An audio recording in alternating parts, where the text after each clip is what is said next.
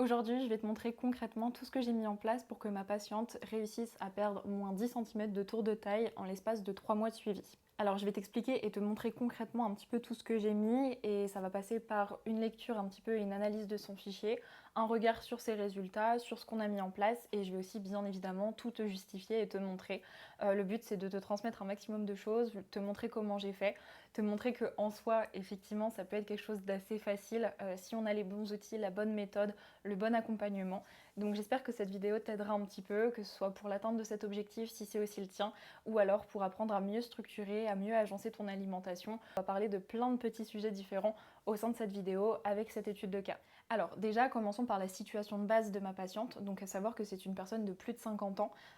avec voilà, une vie globalement assez peu active au début du suivi et on a aussi travaillé sur cet aspect-là pour favoriser et maximiser les résultats. Mais voilà, une personne tout à fait normale, si je puis dire, sans problème de santé, sans régime drastique qui avait été mis en place dans le passé, vraiment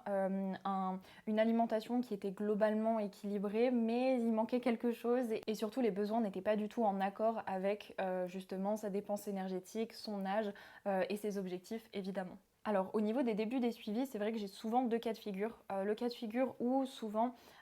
quelqu'un a déjà essayé les choses par soi-même, a déjà essayé de faire un régime assez drastique, a tenté des choses, que ce soit pour une prise de masse, pour une perte de poids, pour voilà, un objectif physique quelconque ou nutritionnel d'ailleurs. Et c'est sûr que je récupère entre guillemets la personne avec pas mal d'erreurs, avec des petites choses à vraiment à revoir assez rapidement avant que ça ait trop d'impact.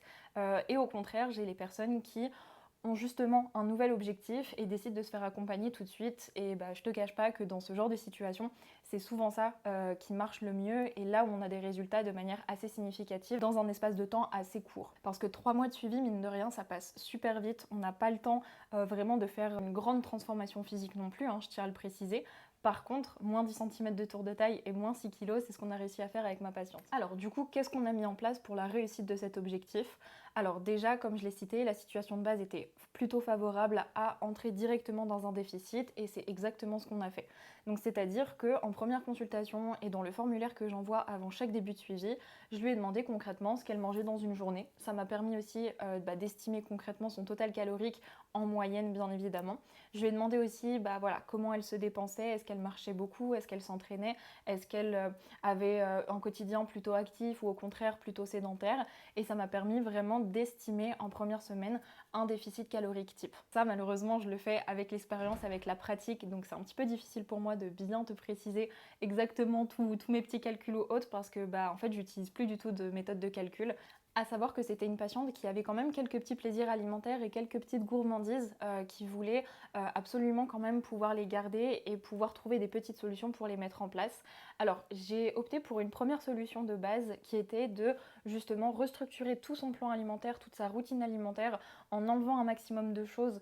qui n'étaient pas forcément optimales pour un déficit et en fonction de ces retours je savais que j'allais réimplémenter quelques petits plaisirs mais seulement au moment et aux endroits où elle en ressentait vraiment le besoin. Avoir des envies un petit peu de sucré en fin de repas ou autre, c'est quelque chose de très commun. Après, il y a la notion d'habitude et de besoin, et c'est bien ça que je voulais un petit peu dissocier avec cette prise en charge-là. Typiquement, pour ma patiente, on a gardé une petite touche sucrée après le déjeuner du midi et une option de petit déjeuner avec de temps en temps un gâteau maison ou quelque chose comme ça. Mais typiquement, le soir, elle a eu beaucoup moins besoin d'un produit sucré tout au long de la prise en charge, et pour avoir fait sa consultation de fin de suivi hier, c'est vraiment quelque chose qu'elle réussit à conserver sans le moindre souci, alors que notre suivi s'est arrêté il y a une dizaine de jours. Donc en restructurant ses apports alimentaires, sa répartition aussi de sucre ajouté dans sa journée, en augmentant aussi bien évidemment les protéines, l'activité physique, ce sont des conseils généraux que tu peux vraiment appliquer à n'importe quel objectif et dans n'importe quelle situation. Et en appliquant ces conseils-là, ma patiente a évolué assez rapidement. Elle a vraiment réussi justement à adopter un nouveau régime alimentaire, une nouvelle structure de repas qui lui convient parfaitement. Et ça, on sait très bien qu'elle pourra le maintenir sur le long terme. Elle me l'a dit mot pour mot hier, donc c'est pour ça que je te transmets aussi l'information. Et tout ça pour dire que dans ta situation, s'il y a quelque chose que tu mets en place au sein d'un régime alimentaire, au sein d'une routine alimentaire que tu es sûr et certain que tu ne vas pas pouvoir conserver sur du long terme, je te conseille directement de trouver une alternative. Ça peut être difficile justement de trouver des bons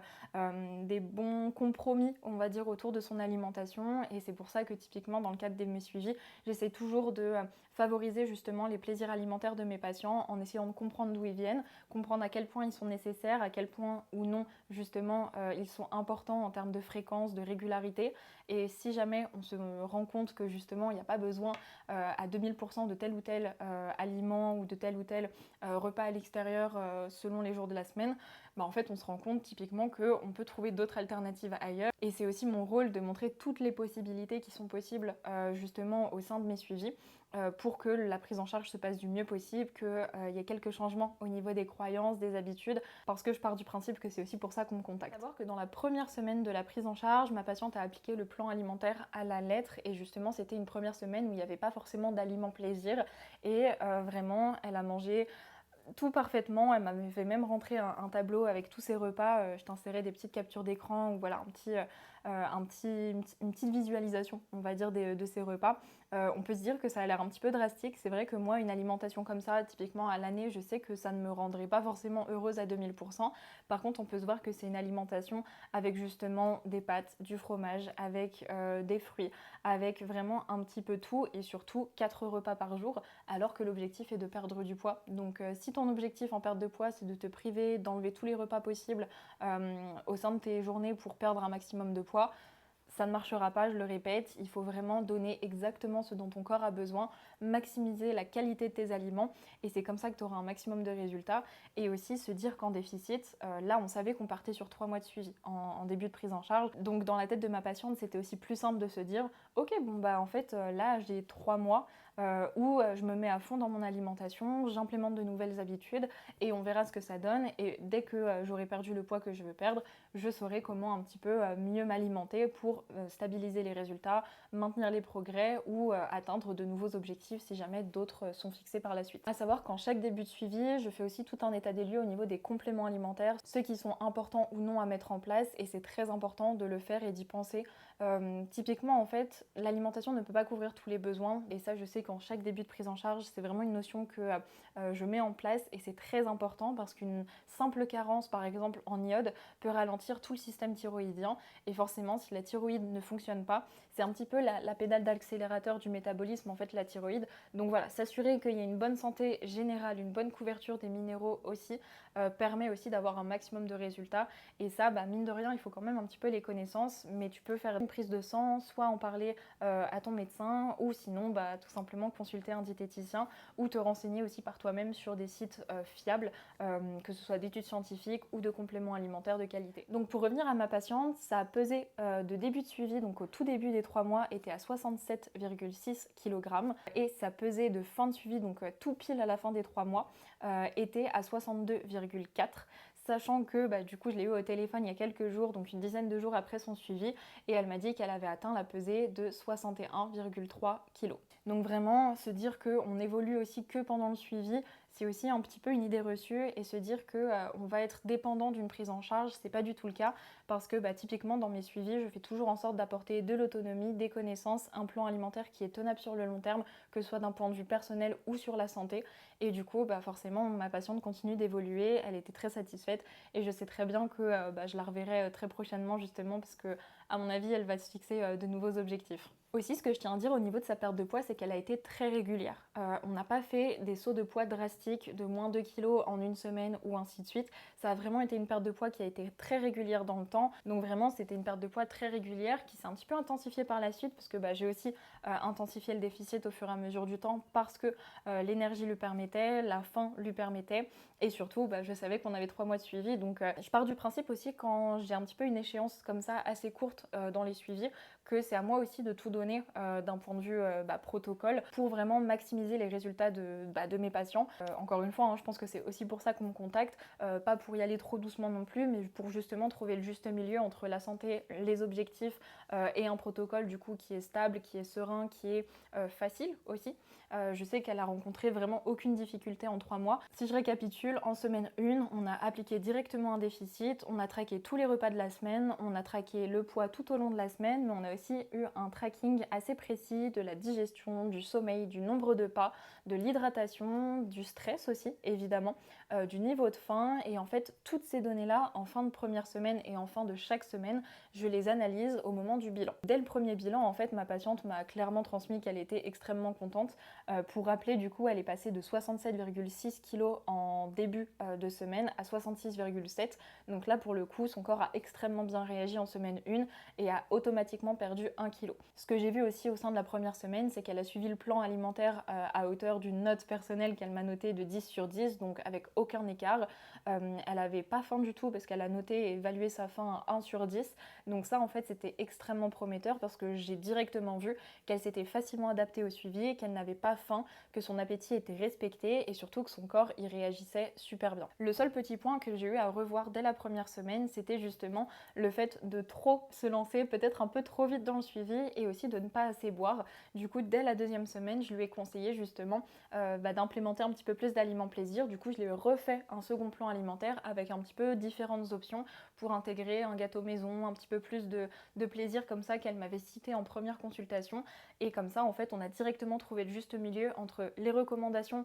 parfaites pour le déficit, donc le plan alimentaire de la semaine 1, et un mélange aussi de ses anciennes habitudes qui en soi n'étaient pas drastiquement mauvaises pour trouver le juste milieu. Et c'est comme ça aussi qu'elle a réussi à bien maintenir le protocole, à trouver du plaisir dans son alimentation même en perte de poids et surtout à continuer d'évoluer semaine après semaine. Tout au long de la prise en charge, j'ai vu que ma patiente avait augmenté son hydratation, avait aussi repris le sport parce que c'était quelque chose qu'elle voulait faire depuis longtemps et il lui manquait un petit peu le petit coup de boost en plus. Et je sais que le début du suivi a joué pour beaucoup. Donc en fait, on a changé les habitudes alimentaires, optimisé l'apport en protéines, optimiser tout l'environnement autour de l'alimentation, donc le sommeil, la digestion, le stress, vraiment tous les facteurs externes à la nutrition qui, mine de rien, ont quand même beaucoup d'effets dessus. On a aussi optimisé forcément l'activité physique. Et tout ça lui a vraiment permis d'avoir ce genre de résultats-là. Maintenant, tu te demandes un petit peu au niveau de ses mensurations, je pense, à savoir qu'en début de suivi, elle avait un tour de taille de 90 cm et en fin de suivi, un tour de taille de 80 cm. Vraiment du 18 mars 2024 au 18 juin 2024. Ça nous prouve bien qu'il y a et une amélioration de la digestion du transit, ça c'est une évidence parce que mine de rien, le tour de taille c'est au niveau du ventre et aussi clairement une perte de gras car c'est aussi là où elle m'indiquait qu'elle stockait le plus. Si de ton côté tu as tendance à stocker un maximum de poids, par exemple au niveau des hanches, pense à bien prendre ces mensurations-là parce qu'elles pourront vraiment te permettre justement d'estimer si tu perds bien du gras et non pas juste de la masse musculaire pendant ton déficit. Au niveau de son plan alimentaire maintenant, c'est vrai que ma patiente, on a tout de suite intégré des protéines le matin, on a tout de suite intégré des repas qui étaient extrêmement complets, donc avec des féculents, du fromage sur les repas principaux, une source de protéines sur les repas principaux. On a réduit un petit peu tout ce qui était matière grasse ajoutée, je sais qu'elle en consommait beaucoup et ça lui a fait un petit peu bizarre au début, mais elle s'est très vite adaptée et ça nous a vraiment permis justement de gagner en volume alimentaire, en densité dans l'assiette et ça vraiment je sais que ça a favorisé du coup une meilleure gestion de son appétit et du déficit. On a aussi intégré des sortes de desserts en chaque fin de repas qu'elle pouvait soit déplacer en collation, soit manger à n'importe quel autre moment de la journée si elle en ressentait le besoin, ce qui fait qu'à aucun moment elle ne s'est sentie privée ou a eu peur de manquer parce qu'elle savait qu'elle avait toujours un petit peu une solution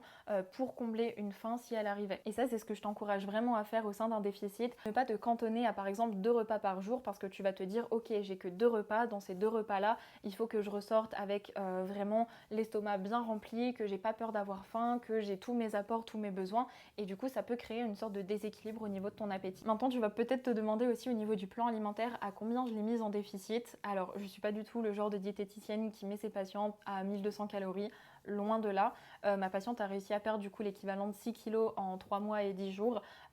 avec 1800 calories au total. Et typiquement pour une femme de 55 ans, perdre du poids, donc 6 kg à 1800 calories pendant 3 mois, je pense que beaucoup en rêveraient et tout ça pour te montrer que c'est vraiment possible, que peu importe ton âge, peu importe justement ta situation de base, tout ce qu'il faut c'est un réel protocole qui s'adapte à toi, à tes objectifs, à ton statut alimentaire et ton statut, ton environnement de base et surtout des mises à jour et un protocole qui est évolutif. Te dire tout simplement que tu vas rester dans le même régime, dans la même journée alimentaire pendant 3 mois, ça ne marchera absolument pas. Si tu te donnes un petit peu cette liberté de toutes les semaines réévaluer le protocole, réévaluer les choses, je t'assure que ça marchera beaucoup plus facilement et que surtout tu pourras t'écouter.